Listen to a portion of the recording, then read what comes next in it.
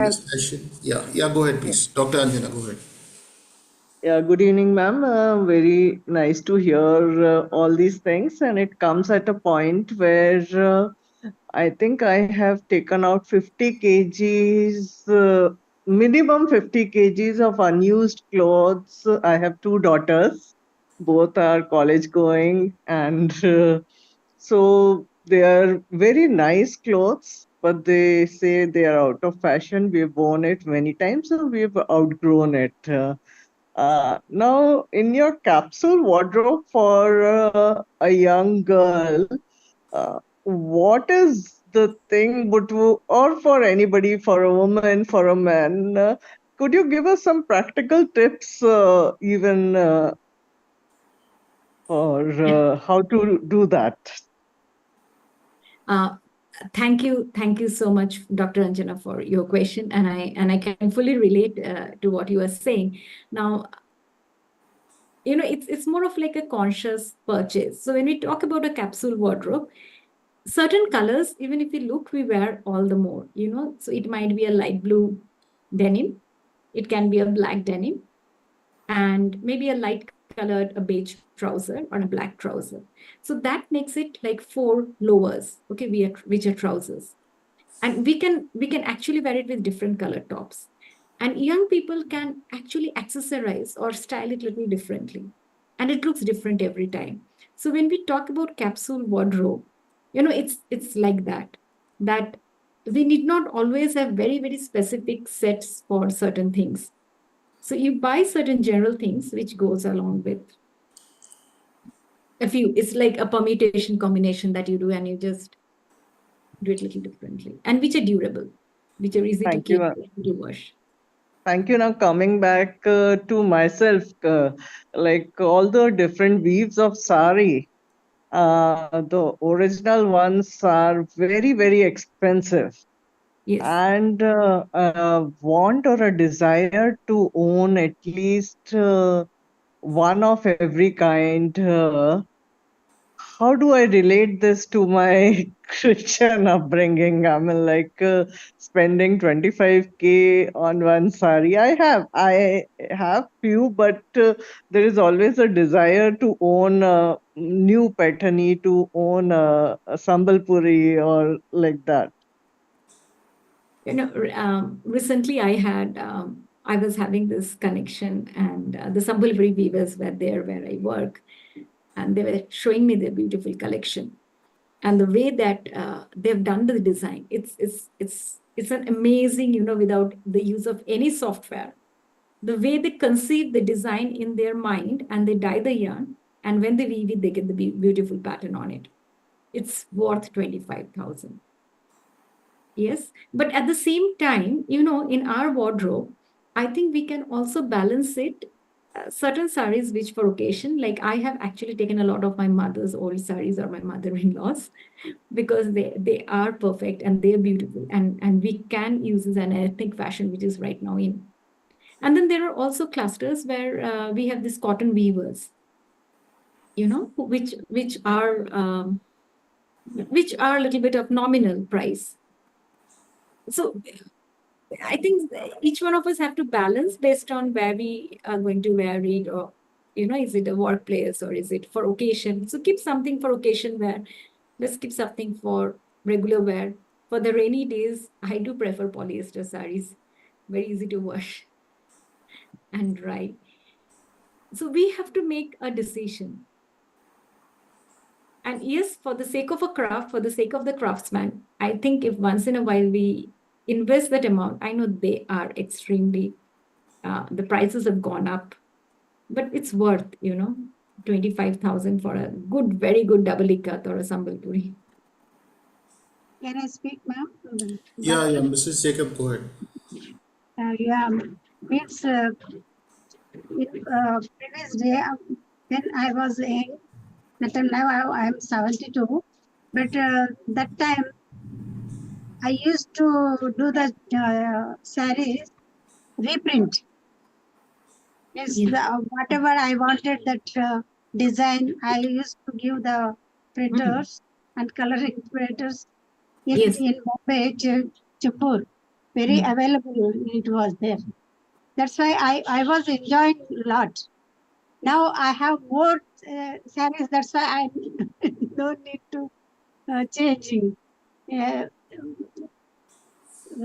is happening now. I am giving others sarees. I don't want to fill the robe also. That is my. Yes, Auntie. My mother is 78, and I can relate with you. As a kid, I have seen her also getting saris reprinted, but right now I don't see there are too many reprinters around. And the collection that you have, many of those collections will still remain.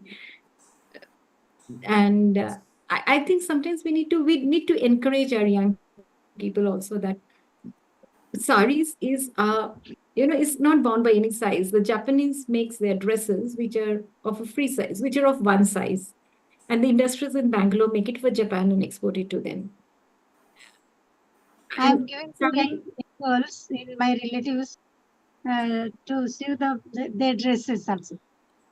That's Yes. So nice to know about the upcycling and the way you are using. Really, it's very, very important. Can I ask something? Yes, yes. Pastor Gaikwad, go ahead, please. First of all, thank you so much for a very, very well studied, well researched presentation. I think our young people need to hear this because they are the ones who are really, I don't know, I am an old person now and I don't know how much we are really involved in fashion industry and all that, but young people in the churches need to hear this. I think what I see, the basic problem we have is consumerism. We are not satisfied with what we have. And so we want to, just for the sake of it, we want to just add clothes to our wardrobe. And sometimes it is just lying there in the wardrobe. So I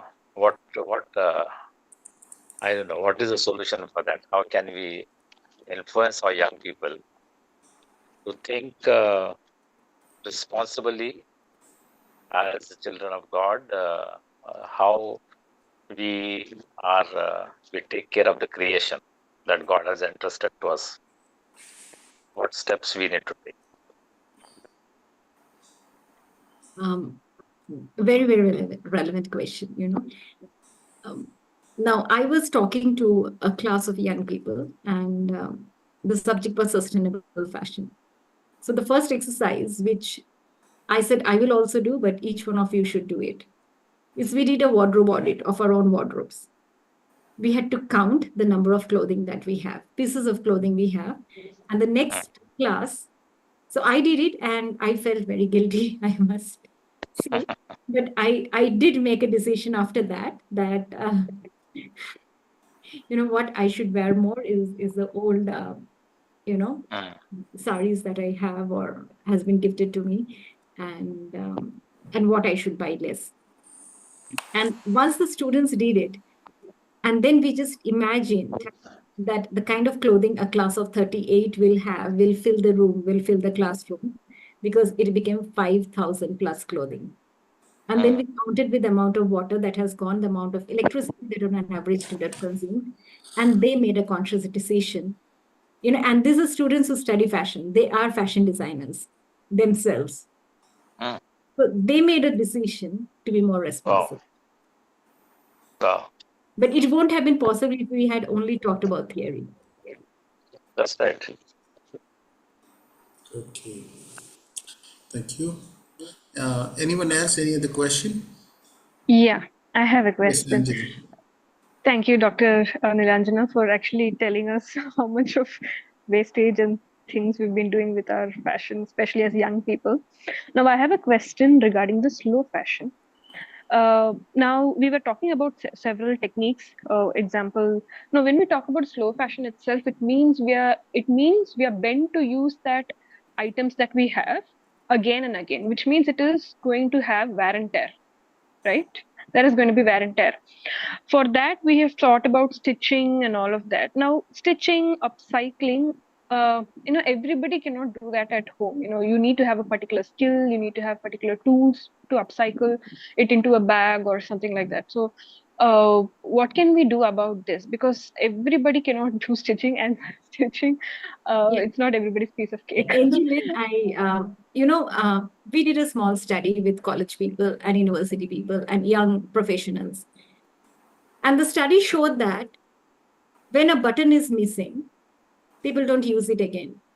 Or they have dropped coffee and a tea stain or a coffee stain has come, they don't use it again. Or somebody has just said that, hey, this color is not suiting you. They stop wearing. Or they felt that this is not a luck. So people are discarding good clothes. They do not have a wear and a tear.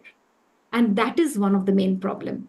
That internationally, people are wearing the clothes very, very less. On an average, like I didn't show you the data, but people are wearing one t-shirt, which they can easily wear for 3 years because it will be durable. The color will not fade. The button will not fall off. They can easily wear it for 3 years, polo neck t-shirt, but they will wear it only for 6 months. Because somehow we get bored. It's a lot to do with our own psychology, or we think, what will people say? They will say, oh, why are you wearing the same thing again? But you can easily that thought that what will people say drives us to discard things sometimes. So everything need not be, and even that little bit of mending is actually not a tough job. Our mothers did it. Or what we are wearing. Like I see my kids, they don't want to wear this school uniform once it's a little old at home as a home dress, but we had to wear it because maybe we had less. We had to wear that skirt, the uniform skirt at home. But now they said, oh, no, I don't want to wear it. It's an uniform. Because we have an option, maybe we didn't have a night dress at that time. So little bit of getting, and there are NGOs. See, there are people who need jobs. There are NGOs where they learn stitching. And to buy a fresh fabric is very, very difficult. So if we can create a system where we can give them our old clothing, clothing which we're not using, and they use it to repurpose or to make it into something, we can create livelihood. And I know there are a few people who are doing, there is somebody who is working in the northeastern part of our country with cancer patients who are young. She's an oncologist, and she feels motivated that when these ladies are there, they do something which is therapeutic and also they can earn a living. So she gives them this fabric, and they make small pouches or bag, whatever their health condition, who are undergoing chemotherapy, and in a government hospital in Guwahati for a longer time for cancer treatment, and then it is sold. So sometimes we are so busy that we do not have this, or so many people might need really real clothes. So what we are finding is we do not have these channels or the network to give away, even if you want to give away in a responsible manner, because the brands are not buying back. In Europe, you have to do that. There is an extended producer responsibility. They have to take back our clothing which is worn out. They have to refurbish it, repair it, and give it back. Now, that is something that should come in India. Yeah. So, I was just thinking that a lot of times people are not challenged enough to consider this as an option. This is like not even an option in their head, Radha. So it's so important for us to share this information and challenge people to think about it. And I think what Angeline asked can look like a roadblock about not knowing how to upscale clothes, and even somebody like me would agree with that very conveniently. But I think in every community or even in every family, there is at least one person who knows how to do it. And we could learn from them, set up a workshop in the church or society, and try to learn this. I think once we take interest, it will be, we'll naturally be interested in that. Yeah. I know time is a major problem. Time and planning is a major Time, yeah, problem. correct. But then if we can scale it up, it can provide livelihood maybe to two people Yeah, who can be skilled little bit and made to do things, and it can correct. be sold in a local community also to start with. Sure. Yeah, yeah, Because I see that many special educators are doing. They are helping the special kids to do a little bit of stitching. The teachers do help them, and there are bags because you just need to stitch too, and the other part maybe teachers are helping them.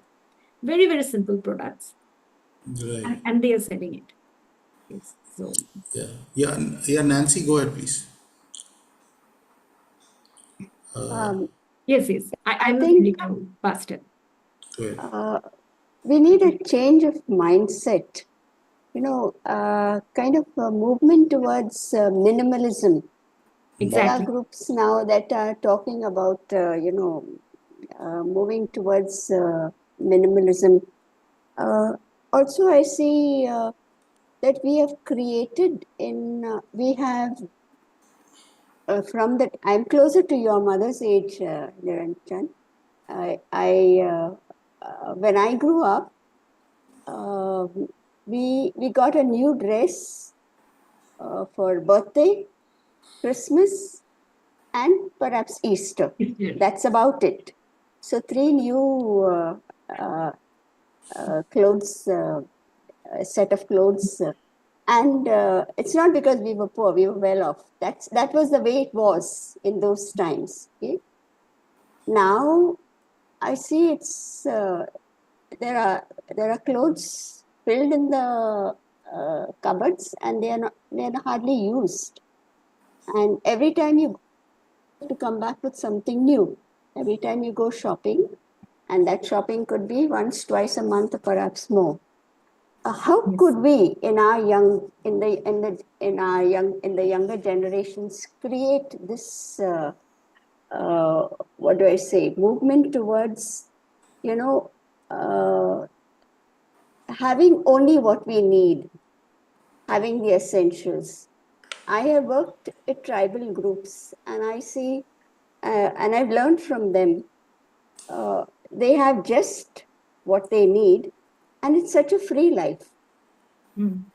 I think we need a shift in our way of thinking, in our mindsets, and if we can hand this down to the younger, to those growing up, I think it would be a more Christian way of living.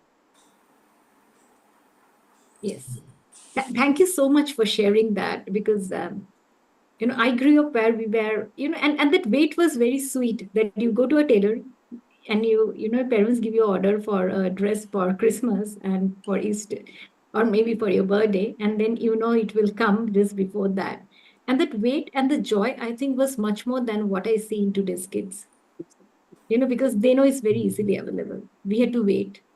And hand me down was a part of life because we are two sisters. So I knew I will have to wear when, but that's not how it is. Most of us have maybe many of, with the single child, nuclear families. That's not. And that's what when I showed the photograph, I was telling. So, but children also very, very sensitive to the environment. And there are, I think, a lot of good videos by BBC, by National Geographic, which shows, how the biodiversity and the life underwater is getting affected. And there are plastic pieces in their intestine because the Arctic is contaminated. Now, when they see this, they do feel, and if we can connect the dots with them at a very, very early age, I think it can help because we feel it's normal. We feel it's normal. And kids need to be really told to take a stand because I was out with my teenage daughter with her friends on the occasion of her birthday with a small group. And she wore the same frock that she had wore it earlier because we didn't buy a new frock on that day. So one of her friends commented, he wore it that day also, no? Oh, you're wearing it today also. So, and before that, she told me, Mama, they might say that. I said, but you are looking good in this and it is in a good condition. It's just new. Once you wore it earlier, I think it's okay, isn't it? I asked her. She said, yeah, it's okay. But they're always bombarded with this kind of questions. And I think somewhere we need to also help them to stand for what they think is right and not give in to the pressures, because they need to be convinced deep inside that this is what is, I'm doing this, the why behind what they are, because they can be very, very decisive in their decisions. I know it's challenging because the pressures are so much, the influences are so much, the noise is so much around, and that looks to them just normal. But they are also at the same time very sensitive. And I think we have to talk about it. Right. There's a question, the request asking, could you please in the chat, could you share names of NGOs dealing in upcycling Yeah. in different cities here? Can I send it to you, Yeah, Pastor? you could send it to me and I could share it with them. Yeah, Dr. Anjana, Angeline, I could put it in the group across here. Right. Just to encourage everyone, I want to share a testimony. My Yeah. daughter is into environmental engineering. She's an engineer, but she normally doesn't buy new clothes because she says I want to reduce the amount of clothes that I wear, and she goes and buys second-hand clothes. And she's in Malaysia. Amazing. So, young people also have that Yes. sense of responsibility, and they are taking decisions to stop this environmental problems and all that. Yeah.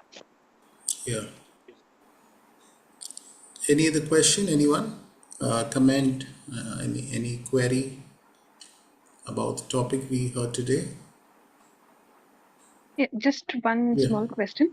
What are the skin friendly or biologically friendly fabric other than cotton, which we regularly use? Pardon, I couldn't get you. I was reading the question. Yeah. Yeah. What are the skin friendly fabrics, like biologically friendly fabrics, Okay. just like cotton? See, biologically friendly fabrics, it's not only cotton, okay? Because our skin has 1,000, more than 1,000 nerve endings and 650 on an average sweat glands per square inch. So a very small area. Okay? So every fabric, the clothing that we wear is our second skin. So even cotton needs to be processed, mercerized, singed to make it very smooth that it will not rub against our skin. So there is viscose rayon, okay, or rayon or leather, which is also made from wood pulp. So it is also cellulosic in nature and has a very smooth surface. That is also very comfortable to people. But then there are people who sweat quite a lot, okay, and they stay in places which are not very hot. And the sweat causes a lot of skin issues. Now, polyester is used in sportswear because it doesn't let the sweat stay in the body. It will actually, the polyester mesh fabric or sportswear fabric, it will let it evaporate very fast. So polyester is also suitable for them. I have seen some brilliant Australian wool products with merino wool, very, very fine quality, which is suitable for many people, and it's not available in India, in Australia, with certain skin issues. So it also depends on the sensitivity of the skin. And some of us might have a tactile defensiveness. So we need an extremely soft fabric, because anything with, zari or lurex and other things can really irritate our skin, or even wool. So cotton, yes, cotton and polyester blend is an acceptable blend, which is used for uniform all across India. But what we do not have here is a technology of taking out the polyester and the cotton and recycling it. So that causes one major questions, which we have been talking, now to the police, the state police headquarters. We have been talking about it with the armies. And they said, we haven't thought about it. We have so much of uniform. Let's see what, I think this is something which you need to take up. So there is a gradual awareness which is coming. So for each one of us and the weather that we are in, like somebody in Chennai might be comfortable with cotton, or in Mumbai or in Kolkata, but in Bangalore, I might be comfortable wearing a polyester cotton blend. Okay, the finish and the fineness of the yarn does matter. Right. Ma'am, can I ask just one more question? Yes. What about the diapers which we are using for the newborns and also for the elderlies? Now it is very common to use because it's very easy. Uh, is it good or is it not good? See, any of the sanitation product, they they make our life easier. But if you look at the product itself, it cannot be recycled. It has to be incinerated because it's a biological waste. It's a sanitation waste. So burning, otherwise it goes to the landfill if it's not treated properly. So it has a huge toll on the environment. As compared to if we use cloth diapers, we will wash it, dry it, wash it, dry it. But with the changing monsoon, I think many people who wanted to use cloth diapers in Bangalore actually really find it very, very difficult. And if mattresses get wet, bed gets wet, so it's quite difficult, So there again, we have to decide that should I use a diaper only for night or during the day I will try. It has a huge environmental impact, especially the incineration part. And that's why in India, many people are not incinerating it, they just throw it in the landfill. There's a comment in the chat by Dr. Jamila. Nilanjana, great session. There is also handing down of costly wardrobes, silk saris, etc., from mothers to daughters, and so on, becoming a sentimental thing. I know women who have 300 to 400 saris they're holding on to. So, Yes, emotional fashion, we yeah, call it, but emotional fashion can also be a slow fashion. right, right. The challenge is maintenance, and also what do we do when it tears or when it worn out. There are a few designers who use it, to upcycle, or organizations or NGOs can do it into different upcycle products because the jerry and the borders remain. Yes.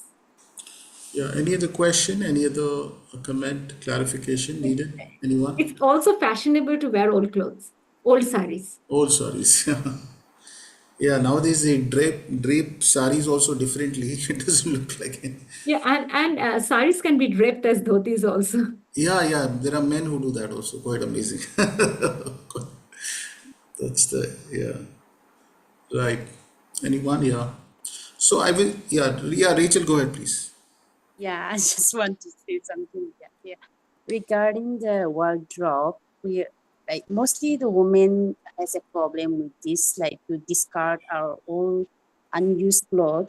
But I also face the same problem from past few years. But what I have, just want to give some ideas to the most of us here are parents. I'm not a parent, but most of them are parents. So I just want to encourage or just want to give some ideas to you guys so that you can also pass on to your children or someone who is around you. So what I do is I go to the shop, and then when I do shopping, before I buy, even though I like so much, I think twice and I think back to my cloth which I have. If I buy these tops, it will go to that pants or not, or that skirt or not. I calculate that, and then after that I buy my dress.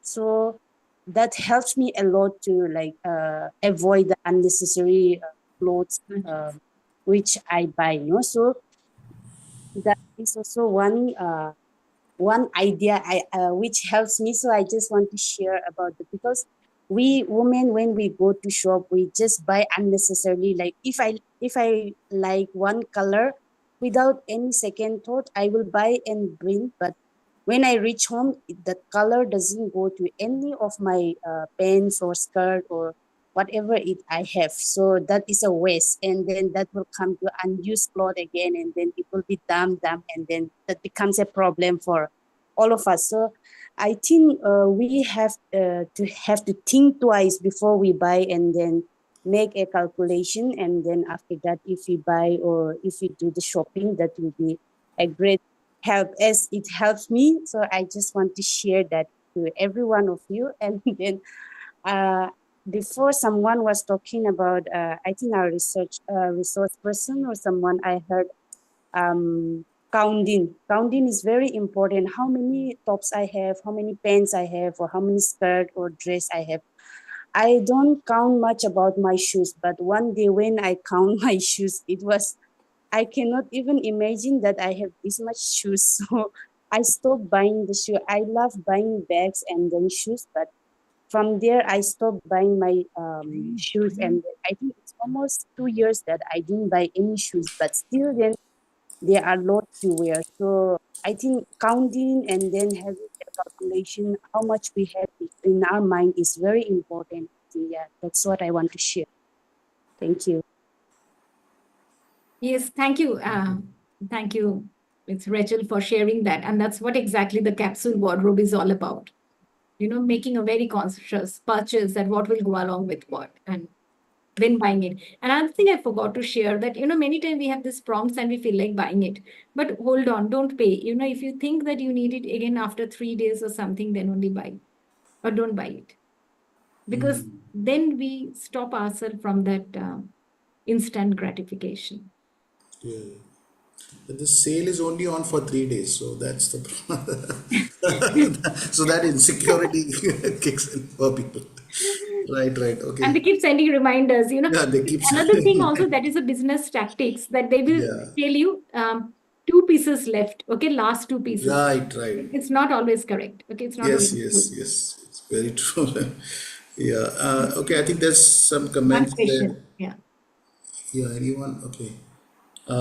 After 2008 globalization, cash flow, peer pressure is gone to purchase and fill wardrobes when they are less in use, and then valuing Exactly. person by new costly dress, especially in our community. Yeah, okay, fine.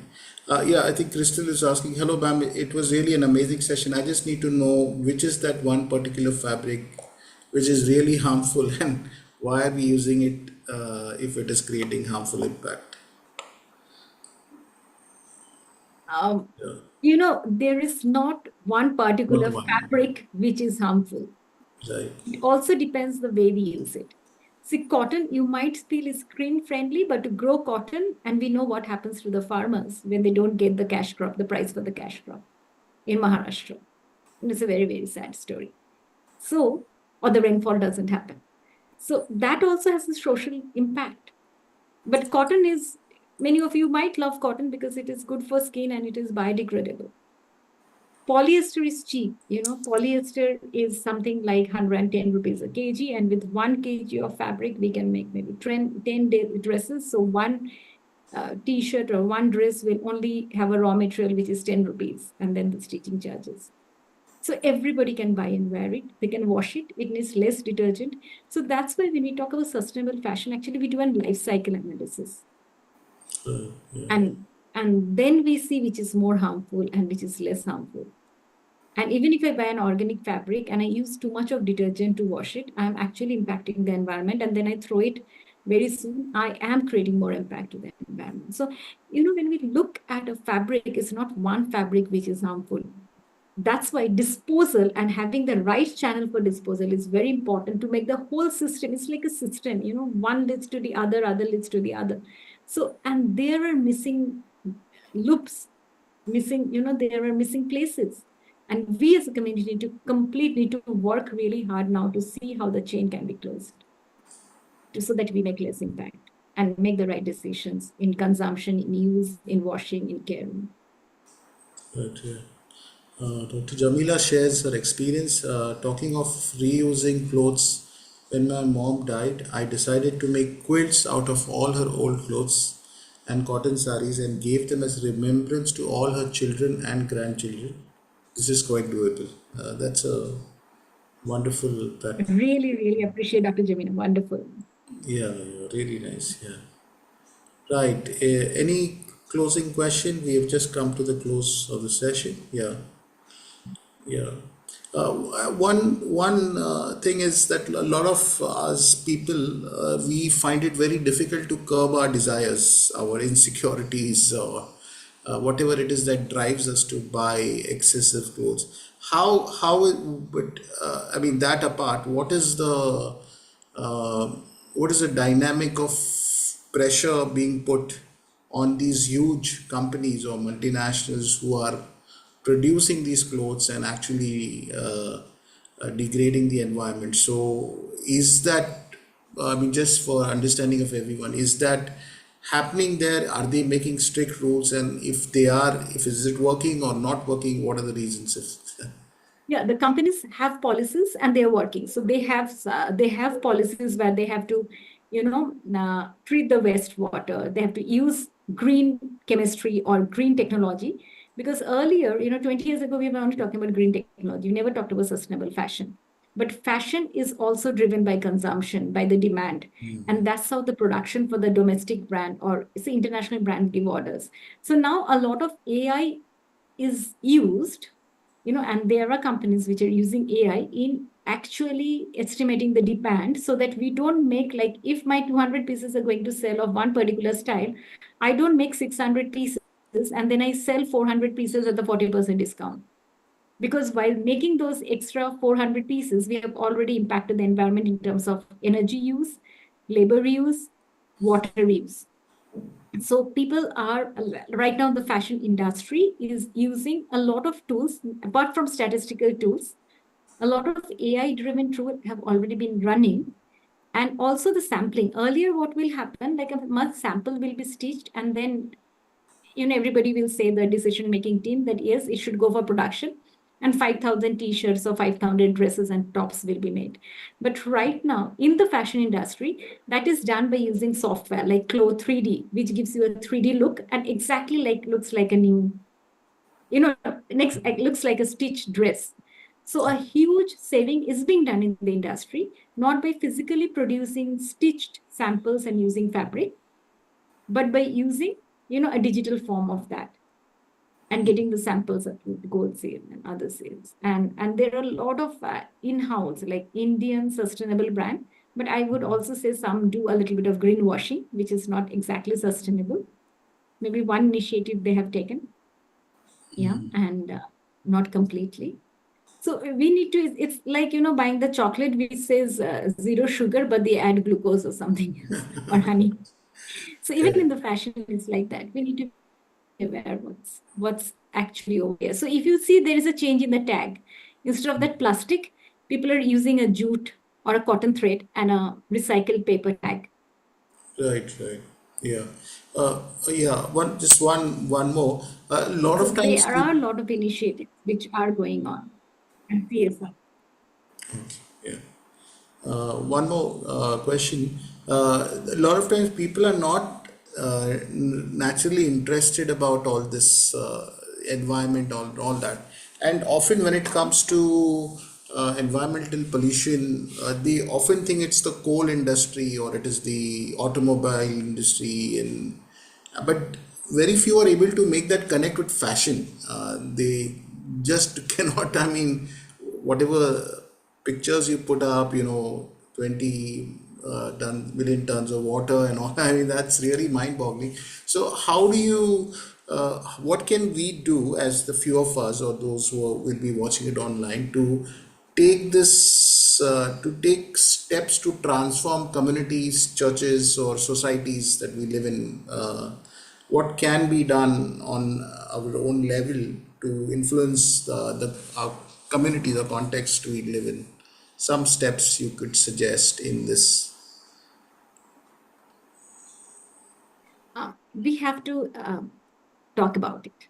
Talk about, The yeah, first, this whole we have lecture. to talk, we have to discuss.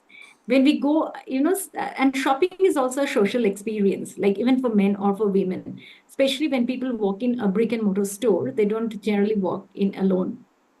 They walk with someone. So, talking in those spaces, see, there will be things, because even the VM is run in such a way that you will pick up things. So there is a science, there's a cognitive science, there is a, which goes in putting the merchandise in specific spaces. Or there is a neuro marketing, which I talked about in my previous session, that the fashion brand follows. So we have to talk about it. Talk about it, yeah. And we have to declutter, Correct. declutter our wardrobes on a regular basis. Right, right. To be aware, because sometimes when I forget, that I have something, Yeah. Correct. or if I don't wear something for a month, I don't need it. except the winter wear. Right, right. Yeah. Simplicity is one of our audience, one of they talked about. If we talk about minimalism and all, yeah, some might like it, but our life doesn't, it's not, it doesn't satisfy in the abundance. So deep inside that why, what can really fill me? Right. Yeah. Okay. And anyone remaining? We touched our 10:30 mark. Right, right. So, thank you so much, Dr. Nilanjana. Another wonderful session. We are so thankful to you, thankful to God for this wonderful session. And we hope we can carry this forward in our homes, in our places, in our churches, and influence others. Thank you very much. God bless everyone. Good night. Thank you so much, Pastor. Thank you so Thank much. you. Bye bye.